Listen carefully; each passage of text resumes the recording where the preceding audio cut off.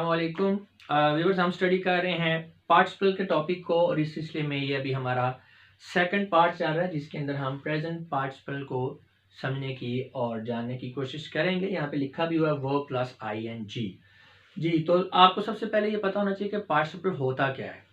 और अगर आपको ये नहीं पता तो ये जो हमारा टॉपिक है उसकी वेरी फर्स्ट वीडियो देखें, लिंक नीचे डिस्क्रिप्शन में शेयर कर दिया गया और उसके अंदर मैंने पार्टिसिपल को डिस्क्राइब किया कि ये क्या होता है। अभी हम बात करेंगे प्रेजेंट पार्टिसिपल की। The present participle can be formed by adding ING with base form of any verb. यानी किसी भी वर्ब की आप बेस फॉर्म या कह लें फर्स्ट फॉर्म जो है उसके साथ जब आप आईएनजी ऐड कर लेंगे तो ये हमारा क्या बन जाता है, प्रेजेंट पार्टिसिपल। जैसे कि गो है तो उसके साथ आईएनजी ऐड किया, गोइंग, सीट से सिटिंग, लुक से लुकिंग, कम से कमिंग, एटसेट्रा एटसेट्रा। तो यहाँ पे अभी हम एग्जांपल से इसको समझने की कोशिश करते हैं। Hearing the sound the students came out. Bell की आवाज़ सुनकर, ठीक है, ये आवाज़ सुनकर जो है स्टूडेंट्स जो है वो बाहर आ गए। अब इस सेंटेंस पे ज़रा गौर करें। In the above sentence, it can be seen that the base form hear and ing combine to form word hearing. अब ये बेस फॉर्म क्या है इसकी, hear, और इसके साथ ing मिल गया तो hearing, और ये आपका क्या है, प्रेजेंट पार्टिसिपल है। अच्छा, इसमें which is qualifying the noun students simulating an adjective। अब इसमें ज़रा गौर करें। hearing the sound the students came out। अब स्टूडेंट जो हैं वो बाहर आए हैं। अब इसको स्टूडेंट्स की हम मजीद एक्सप्लेन करना चाहें कि स्टूडेंट क्यों बाहर आए हैं, क्योंकि उन्होंने सुनी है आवाज़, साउंड सुनी है। तो बेसिकली यहाँ पे आप कह सकते हैं कि जो हियरिंग ये स्टूडेंट्स को क्वालिफाई कर रहा है, यानी स्टूडेंट्स की एक अजाफी एट्रीब्यूट जो है उसको आपको बता रहा है कि स्टूडेंट्स क्या हैं, वो सुन रहे हैं या उन्होंने सुना है। तो अब यहाँ पे ये जो आपका हियरिंग है, क्योंकि ये क्वालिफाई कर रहा है स्टूडेंट्स को, इसलिए सिमुलेट कर रहा है एडजेक्टिव को। सिमुलेट का मतलब है उसकी तरह बिहेव कर रहा है, उसकी तरह काम कर रहा है। अच्छा, अब इसमें आगे देखें। More over it may also B observe that the word hearing is also governing an object sound.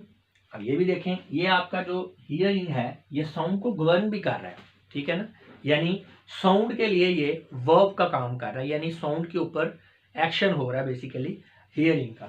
तो यहाँ पे ये वर्ब को सिमुलेट कर रहा है, यानी अगर हम साउंड के लिहाज से हियरिंग जो वर्ड है इसको साउंड के लिहाज से हियरिंग को देखें तो ये सिमुलेट कर रहा है, यहाँ पे गवर्न कर रहा है साउंड को, तो ये वर्ब के तौर पर रोल प्ले कर रहा है।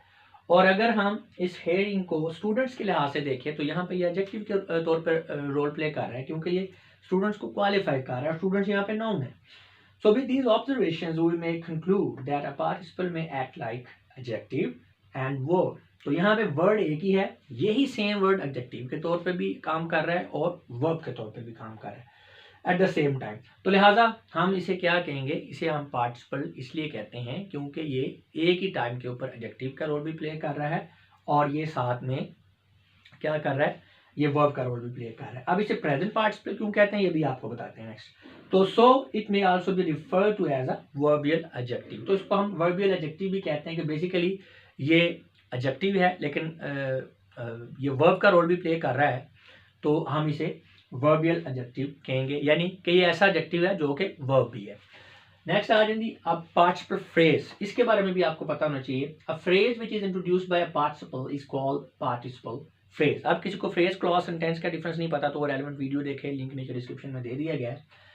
In the above sentence, hearing the sound is a participle phrase, and according to its use in this sentence, it may be regarded as adjective phrase। हाँ जी, अब इस पूरे को देखें ना, hearing the student, बेसिकली ये पूरे का पूरा जो फ्रेज है वो स्टूडेंट्स को क्वालिफाई कर रहा है, ठीक है, तो उसकी एट्रीब्यूट को एक्सप्लेन कर रहा है कि स्टूडेंट्स जो है वो आवाज़ सुन रहे हैं। तो अब यहाँ पे ये जो फ्रेज है इसको हम जो है एडजेक्टिव फ्रेज भी कहेंगे, लेकिन चूंकि इसके स्टार्ट में पार्टिसिपल आ गया है ये एडजेक्टिव फ्रेज ही अपनी क्लास के लिहाज से, लेकिन चूंकि ये स्टार्ट पार्टिसिपल से हुआ है इसलिए हम इसे पार्टिसिपल फ्रेज भी कहेंगे। तो प्रेजेंट पार्टिसिपल की बात आ गई है। Present participle usually represents an action which is going on or incomplete or imperfect, यानी एक एक्शन जो है वो भी चल रहा है या वो नामुकम्मल है, ठीक है, या इम्परफेक्ट है। तो इस तरह की सिचुएशन के लिए फिर हम प्रेजेंट पार्टिसिपल यूज करते हैं। The students thinking all was good try to solve the paper. अब इसमें किसी एक्शन का कंप्लीट होना दिखाया नहीं गया, ठीक है, एक्शन चल रहा है जी, उन्होंने पेपर सोल्व करना शुरू कर दिया या वो सोच रहे थे कि सब कुछ ठीक है, लेकिन यहाँ पे कोई एक्शन के कंप्लीट होने का बेसिकली आप देख सकते हैं कि कोई इसमें शायबानी आपको नज़र आ रहा है। तो यहाँ पे आप देख सकते हैं कि जो इनकम्प्लीट एक्शन है तो ये आपका प्रेजेंट पार्टिसिपल है। लेकिन इसमें परेशान नहीं होना, अगर आपको समझ नहीं आ रही कि अब हम पास्ट पार्टिसिपल और परफेक्ट पार्टिसिपल पढ़ेंगे तो वो उनमें वो बड़ी डिफरेंट स्ट्रक्चर ही डिफरेंट होगी, तो आपको इनको पहचानने में, आइडेंटिफाई करने में प्रॉब्लम नहीं होगा। अच्छा जी, नेक्स्ट है when a participle is form from transitive verb it takes an object with it. अच्छा, अब पार्टिसिपल है क्या? वर्ब और उसके साथ आईएनजी फॉर्म। अब आईएनजी के साथ जो वर्ब की बेस फॉर्म लगा रहे हैं आप, अगर वो वर्ब आपका ट्रांजिटिव है तो डेफिनेटली उसने ऑब्जेक्ट अपने साथ लेना है, क्योंकि ट्रांजिटिव वर्ब एक ऐसा वर्ब होता है जो ऑब्जेक्ट के बगैर कोई मीनिंग, कोई मफहूम नहीं दे पाता। तो लिहाजा अगर आपका जो पार्टिसिपल है वो ट्रांजिटिव वर्ब से बना है तो ऑब्जेक्ट तो डेफिनेटली होगा। देखें यहाँ पे वी सा स्टूडेंट कैरिंग, अब कैरी क्या है? ये ट्रांजिटिव वर्ब है, तो आईएनजी अब ये पार्टिसिपल बन गया। We saw student carrying a bundle of papers, हमने एक स्टूडेंट को देखा जो कि बंडल ऑफ पेपर उठाए हुए था। अब यहाँ पे ऑब्जेक्ट क्या है? बंडल ऑफ पेपर्स क्या बन गया? ऑब्जेक्ट कैरी का। कैरी किसे किया गया? बंडल ऑफ पेपर्स को। एक्शन कौन रिसीव कर रहा है? Bundle of papers. तो लिहाजा ये आपका जो बंडल ऑफ पेपर्स है is being govern by the verb carrying, इसे वर्ब कैरी जो है ये गवर्न कर रहा है, और चूंकि ये यहाँ पे आईएनजी फॉर्म के साथ है और ये आपका क्या बन गया है?